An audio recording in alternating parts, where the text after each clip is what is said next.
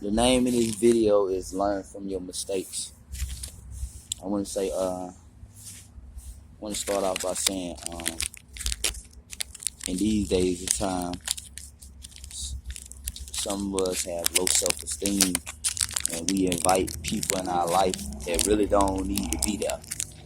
And I went through that. I went through going through a depression time, and and at that time, the devil was seeing somebody right in the midst of your life. You know what I'm saying? At your lowest point. And then you'll be thinking that, God sent you somebody that's cool, down to earth, and this, that, and the third. I want to give y'all my story, my little testimony of what I done been through with this female, while I was dealing with the problems that I was dealing with. At the time, I didn't have no family, I didn't have no friends that I could trust.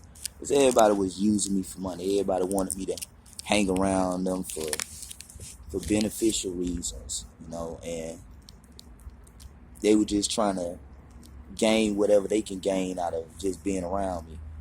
I had an underground TV show that I was trying to start, a documentary. I had Ozone Magazine hit me up. I had some things that I was trying to build. And, at my lowest point, I made the wrong decision by, trusting a person that didn't deserve to be trusted. She didn't deserve none of my energy, my time, or anything. Okay, make the long story short is, this female that really didn't have no friends or didn't have nobody that liked her, because I ended up finding out why people didn't like her, why she didn't have no friends. But the whole time around, she would just make it seem like she's a cool person and she got my back and she's a ride or die chick, and she said, don't worry about anybody else. If anybody try to talk trash to you, what she'll do and all this, just putting on a big front, right? Okay. It didn't even take a week for this motherfucker to show their true colors. It didn't even take a week because this person found out that I didn't have the money that they thought that I had, right? So this person showed their true colors. But they were like, oh, this person ain't got no car or no money. That's like first when I first met the person wasn't tripping about me having no vehicle or anything, right? I should have known better to just, fall for the shit, because the bitch is a young female, young bitch. So I'm looking like she seemed cool, she ain't judging me or anything like that. And I was looking at her up and down like, how can she judge anybody anyway? Because look how she looked. She looked like a regular hood chick, or, a girl that, that don't really get that much attention. But I should have known that a hood chick could be fucking on anybody. You know what I'm saying? They could be fucking and sucking on anybody and just playing the whole role. Even the less attractive women would still get attention. You know what I'm saying? But anyway, okay, this bitch talking about some, you know what I'm saying, you so skinny, you this, that. I'm trying to rank on my size, right? I'm thinking about the whole time around, like, bitch, why you, when you first saw me, why you ain't say that? Why you waiting until, a few days, not even a good week, you waiting until, you found out I wasn't giving you no money or whatever. So you start showing your true colors. So I'm like, okay. You know what I'm saying? I'm like, well, whatever, if I ain't your type, you ain't gotta talk to me no more. So that bitch was like, alright, fine.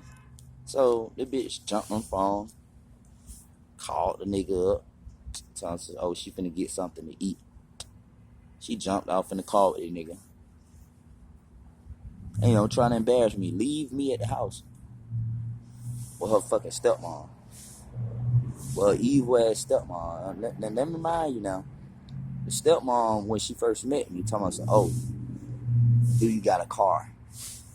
And these people are messy as hell. Like, the stepmom ended up fucking on the daddy when the mom died, because the stepmom was supposed to be friends with the mom, but the mom died, and then she started fucking on the daddy.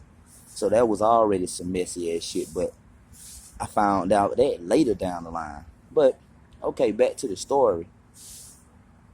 That bitch goddamn telling me, like, she getting dressed or whatever and shit like that. I was like, oh, so where you finna go? She said, oh, My friend finna pick me up. He said he finna take me out to eat. I said, oh, so you finna just leave me here like that? She said, I'm coming right back. He just a friend. So I was like, oh, okay. So all right. I ain't finna, so I was like, oh, okay, this the type of bitch I'm dealing with. Like, I ain't judge her or nothing about how the bitch look, you know what I'm saying? And she ain't even all that. And then end up finding out this bitch a slow, retarded ass female. She's something wrong with her fucking brain. She done got a special ed diploma. This bitch ain't even smart. She's low level thinking. She got a mind of an 8-year-old girl, you know what I'm saying? But I'm gonna get to that part. Okay, this bitch ended up leaving. You know what I'm saying? Leaving me at the house. And then I heard her stepmom say, oh, bring me back some weed or bring me back a blunt or whatever. And she said, all right, yeah, left out in the car. And then the prostitute bitch that be hanging with them or whatever, she like, dang, she just left you here like that? I was like, man, I ain't stunned that shit. I'm finna just let her go about her business. So, and I let her go. This bitch, goddamn, I said, shit, it's like that. So, okay. Say, I know you ain't gonna come back with no money or nothing. You just went out there for your own personal pleasure.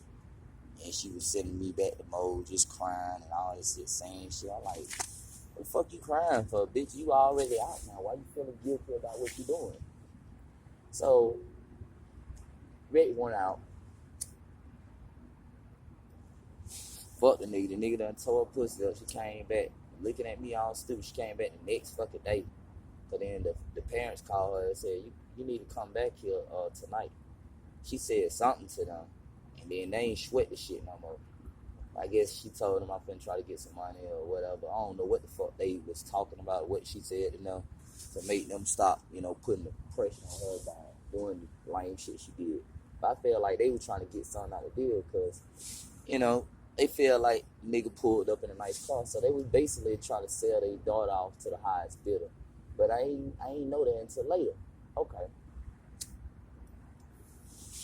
Fast forward the situation. You know what I'm saying?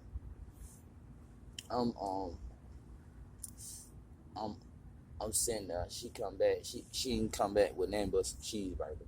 So I ain't say shit to the bitch. She jump on the phone again. This bitch leave out 30 minutes later again with another guy. Jump in the car again, leave out. So I was like, I know this bitch really don't give a fuck. This bitch just got there wild. But this bitch said she tried to see when she get some more buddy or something. But the bitch was just, then she said she was mad when she did it. But that's later down the line about the conversation. Okay.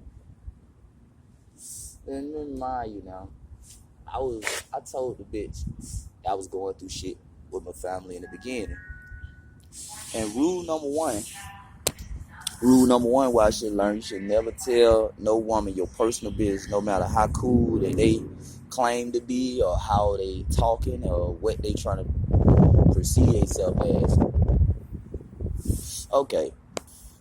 This bitch, you know what I'm saying, come back again with some cheeseburgers and shit. Like, damn, you fuck for some Hennessy. And the first nigga, he gave her some Hennessy and some cheese and 2 fucking Wendy's burger.